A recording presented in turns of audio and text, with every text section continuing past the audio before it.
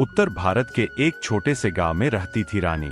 उसका घर गांव के आखिरी छोर पर था, जहां से खेत शुरू हो जाते थे। मिट्टी का छोटा सा घर, टूटी दीवारें और बरसात में टपकती छत, यही उसका संसार था। रानी की मां खेतों में मजदूरी करती थी और पिता शहर में दिहाड़ी पर काम करते थे। घर में गरीबी थी, लेकिन प्यार बहुत था। बचपन की मासूम खुशी। रानी को स्कूल जाना बहुत पसंद था। उसे नई कॉपी और किताब की खुशबू अच्छी लगती थी। वह हमेशा क्लास में फर्स्ट आती थी। उसकी टीचर कहती थी, रानी, तुम एक दिन बहुत बड़ी अफसर बनोगी। रानी घर आकर आईने में खुद को देखती और मुस्कुराती, मैं अफसर बनूंगी। एक हादसा जिसने सब बदल दिया। एक दिन खबर आई, रानी के पिता शहर में काम करते समय बिल्डिंग से गिर गए। घर में सन्नाटा छा गया। कुछ दिनों बाद पिता घर आए, लेकिन स्ट्रेचर पर।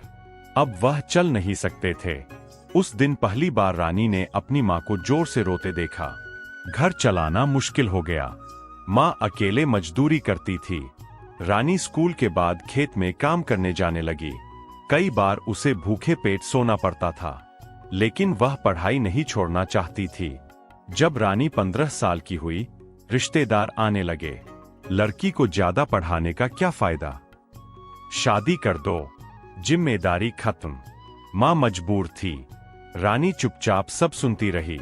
जब सपनों की कीमत लगी, एक दिन मां ने कहा, बिटिया, रिश्ता आया है। मैं मना नहीं कर पा रही। रानी कुछ नहीं बोली।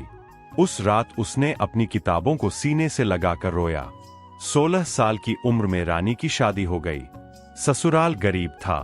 पति अच्छा था, लेकिन कमाता कम था। सास अक्सर ताने देती, बहुत पढ़ी लिखी बनती थी, अब काम कर। रानी सुबह 4 बजे उठती, पानी भरना, खाना बनाना, घर साफ करना, खेत जाना। धीरे धीरे उसने सिलाई सीख ली। वह रात में चुपचाप पुरानी किताबें पढ़ती। 18 साल की उम्र में रानी मां बन गई। बेटी हुई। ससुराल में खुशी नहीं हुई, लेकिन रानी ने अपनी बेटी को देखकर कहा, तू पढ़ेगी, बहुत पढ़ेगी। 1 साल बाद उसके पति बीमार पड़ गए। टीबी हो गई।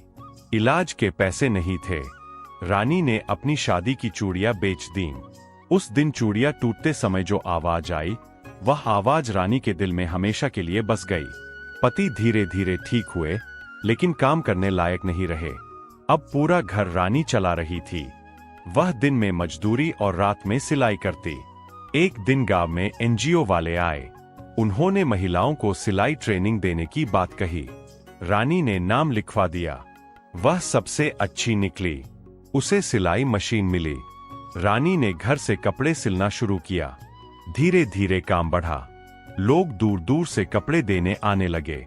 बेटी की पढ़ाई। रानी अपनी बेटी को अच्छे स्कूल भेजने लगी। गांव वाले कहते, इतना खर्च क्यों? रानी मुस्कुरा देती। एक दिन उसकी बेटी स्कूल से दौड़ते हुए आई।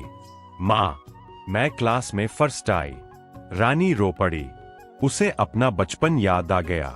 5 साल बाद रानी ने छोटा सा सिलाई सेंटर खोल लिया।